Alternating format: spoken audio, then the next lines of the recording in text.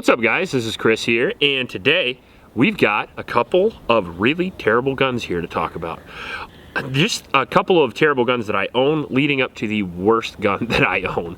It's not the worst gun I've ever shot. I have several videos on that and we'll have several more here in the future, but it certainly is the worst gun in my current possession. And for a number of reasons actually. So we'll go through a couple of these bad guns and I'll tell you why the one is worse than those. So first off, let's take a look at the Smith & Wesson CSX. Now the Smith & Wesson CSX is not a bad gun necessarily, just the first prototype of a gun that I feel like Smith & Wesson beta tested on their users. This has a lot of promise. So this is not in the tier of really terrible guns, as much as this just has a couple of design flaws, including the trigger dingus that makes trigger freeze happen and several other things. So I wanted to eliminate this right away. And I don't like this gun right now, but it certainly has a lot of promise.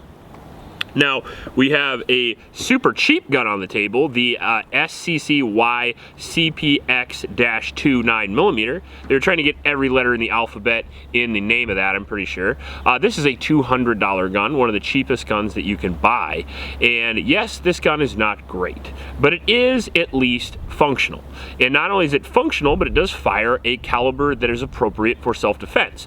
Not only does it do that, but its size and weight are in fact on par with lots of other guns in its class that are more expensive than it, but it is at least a fairly viable option. If you have $200, this is one of the guns that you can afford. This gun will at least go bang a couple of times and might help you in a situation. Worst case scenario, it just kind of looks like a gun. So that's kind of good.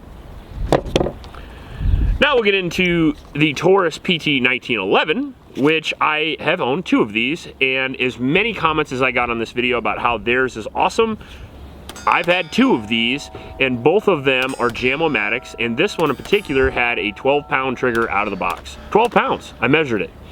And that's really bad for a single action design. What is the point of a single action pistol that has a super heavy trigger? The whole point of a single action pistol is to have a very light, crisp trigger pull.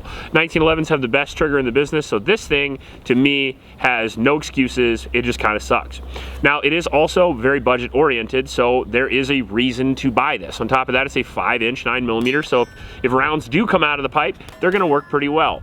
The reason why I don't like it though is because there are peers in its group for its price point, for its size and weight that are better. Gerson is a little bit better, and then Rock Island, in my opinion, are a little bit better as well. I have each had two of those now. So those are a little bit better for me personally, although there's certainly a reason to buy this. If this is in your local gun store and yours happens to have a good trigger, which probably most of them do, it probably would be worth it to buy this gun. But I'm gonna show you a gun that is not worth buying. That is this piece of crap, Taurus Pt22. What I like to call the quiet cricket. It's not a noisy cricket like on Men in Black. It's a quiet cricket because it's in .22 long rifle. This gun is designed for self-defense, and they had the gall to chamber it in .22 long rifle. A caliber that is literally known around the world for being anemic, good for rodents, but that's about it. Oh, and also it's a rimfire cartridge, so it's inherently less reliable. Let's put it in a $200 frame. This whole gun is $200. Let's have it have a weird action, and let's have it have the world's longest trigger, shittiest sights, and hardest to work safety. I feel like when they were drawing this up on the drawing board, they were trying to figure out all the things to put in a bad gun to create this. So let's talk about the philosophy behind this gun, and then I'll talk about why it's terrible. So the philosophy behind this gun is they wanted a lightweight firearm that was capable of a low recoiling caliber that had a tip-up barrel design similar to like the Beretta Tomcat and stuff. So in case you are an elderly person or a disabled person, you would be able to operate the gun because it doesn't have a slide to rack, right? And slides on guns can be fairly difficult. So it's got this whiz-bang pop-open thing. When I saw this at the gun store, I was like, ooh, it's cool, it's got a pop-open thing, that's fun. Let's buy this and do a review. I regret that. So anyway, the tip open design is probably a little bit easier to operate in theory. However, mine is as difficult to smash down and get into action as any semi-automatic that I have. And I'll give you an example of that. The Ruger LCP 380 here is in a better caliber, it's lighter weight, and it's reliable, and it's better, it has better ergonomics than this gun does, and it does in fact have a slide that you have to reciprocate with your hand to rack one in the chamber. However, it is not difficult. There is even guns like the Smith & Wesson EZ, for example, that are extremely easy to operate, that are similar in size and weight to the Taurus, and they're chambered in .380 or 9mm, a viable caliber for self-defense. Not only are they more powerful, but they also are centerfire cartridges, which are well known to be more reliable. So you just have a rimfire cartridge, which is notorious for not going off, in a gun that has terrible ergonomics, with a caliber that is insufficient, with a trigger that is ungodly bad, as you can see here. It also cannot be operated with gloved hands or anybody with adult-sized fingers. You see that trigger guard? That's where your finger goes. So we have a magazine here of 8 rounds. 8 rounds of 22. That's all you get. So if there's an angry squirrel in your garage, or maybe a robin that's been talking shit, or even a muskrat that knows kung fu that's coming after you, this might be a viable option. But if you are looking for a self-defense pistol, I would absolutely not recommend this, especially for the last feature. And that last feature is the fact that this is less a gun and more of a malfunction clearing device. And it malfunctioned again. Well, at least we have that going for us. This looks like a gun that we would never recommend already, huh?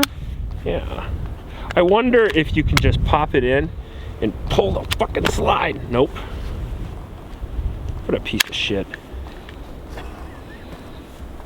I like this thing though, that's kind of cool. So not only do you get to clear malfunctions every other round when you shoot this, and we're gonna shoot this in a minute here with CCI Mini Mag, that I'm dumping out here, that you're gonna find is still unreliable most likely, and if you don't find that today, we have plenty of footage of it. We tried to shoot this several times now. It also has a manual safety that is literally impossible to use, and on top of that, it is more of a difficult battery of arms to fix the malfunctions.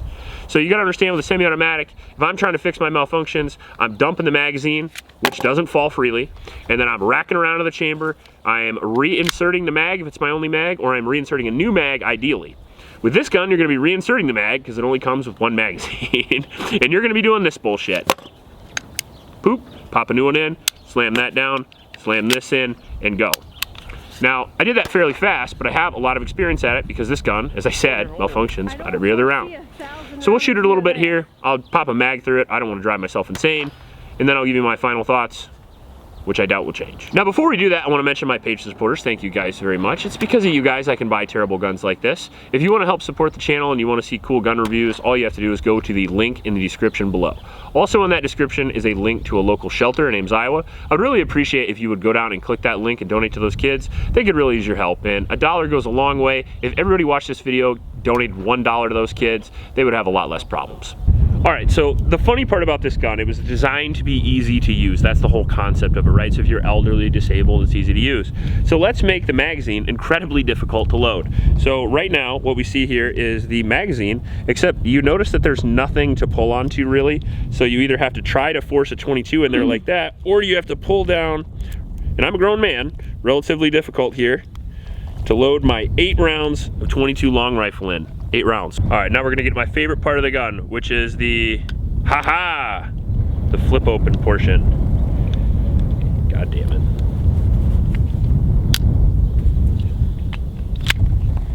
All right, so let's see if I can take this like 2-inch sight radius with these unbelievably rudimentary fixed sights that are black and this horribly long double action trigger. Let's see if I can hit some stuff here. Oh, already. And we have a malfunction. That did not take long. The good news is that it kind of fell apart. Oh.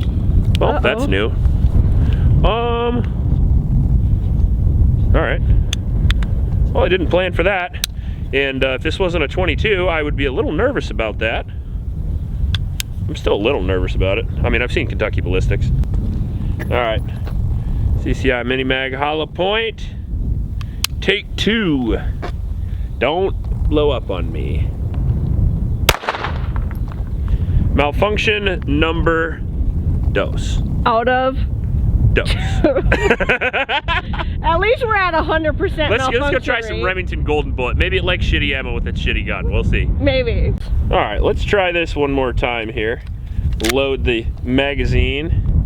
Now we have Remington Golden Bullet hollow point, which is a little bit less power than the CCI, so in theory it should work worse, but we'll see. Well, as it turns out, it works the same. Okay, there we go. You're getting so good at malfunction clearing. See, that's what this is for me, but I do like the flip out thing. All right, so last try here. Fresh mag, a CCI mini mag again. Now the mag won't insert. It won't lock. There we go. And then we have, see if I can open this up without dumping the round out. We have a fresh CCI mini mag in there. Safety off. Come on, baby. Let's give me 2 rounds in a row. Ha ha ha! You commanded it. Oh my God. This is exciting. Yeah, baby. Wow. You got a whole mag there. That's the first time that's ever happened. Yeah. Sometimes you just gotta ask for it. Well, that will be the first and the last mag I ever shoot out of this. Well, in summary, I feel like I'm pretty impressed that it has a full mag through it now, but I do see an enormous amount of wear on the lockup thing here. I don't know if you can see that. It looks like there's pieces missing out of that now. Well, if you stop moving. Sorry. The gun did fly apart for a second, which, I mean, me being a gun expert, I should know what happened there, but I just kind of smashed it all back together and hoped for the best. And it seemed to be working all right after that. I would say that I would send this to Taurus, but I'd be lying to you. What I'm probably gonna do is I'm probably going to put this in the back of my safe and pretend like I never purchased this until I'm like 60, and then maybe I'll have a good laugh about it. But in the future, if you see this gun and you're like, man, I could get a purse gun, I like that, I would absolutely recommend you not buy this. The reason why I'm saying that is because there are comparable guns for the literal exact same size. As you can see there, this is a Ruger LCP2. These I absolutely recommend for little pocket guns. They're great. Glock 42 is great. SIG P365 380 is going to have a relatively light spring. I'm sure. I haven't tried it yet. But this can be a light recoiling caliber in a quality gun from a quality manufacturer.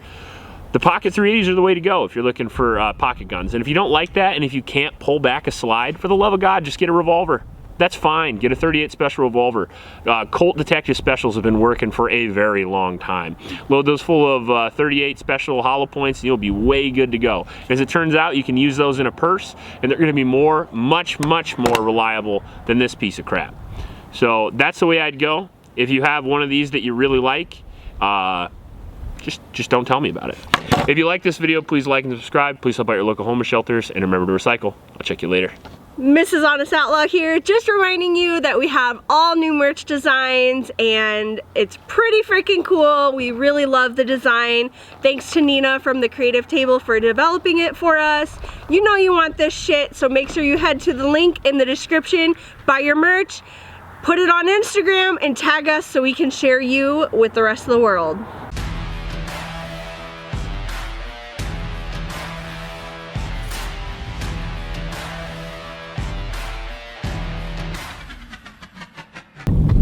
Okay. All right, now in addition to all the things I said before, as I kind of loosely mentioned, that I also have a relatively difficult time loading the mag because I have a bad habit of not counting. I did go to Iowa public schools, of course. So now I've forced 9 rounds into the magazine and I'm gonna have to pull it out with a pocket knife.